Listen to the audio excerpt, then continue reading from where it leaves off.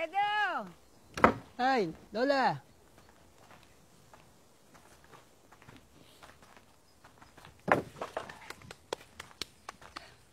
Magandang umaga po, Lola Igna. Magandang umaga naman. Kawa ka ng Diyos. Salamat.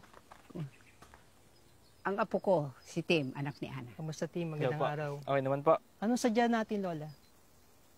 Gusto ko sanang bumili nitong mga pinagtawasan mo ng tabla. Bibili? Naku, Lola.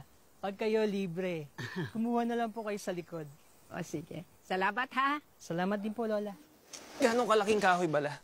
Mga kasintas ko. Ito kaya? Ito la.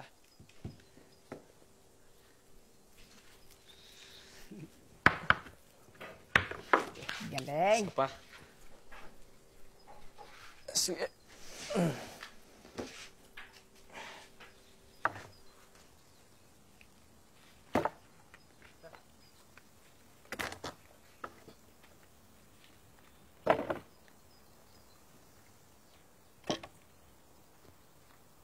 Fredo, salamat. Uwi na kami. Walang anuman, Lola. Bubisita ka sa bahay. Maraming palaka doon matataba. Opo. Bigat pala ng kahoy na to la. Ay, sige, tutulungan kita po. Ay, naku ho. Wag na ho. Kaya ko to. Yan.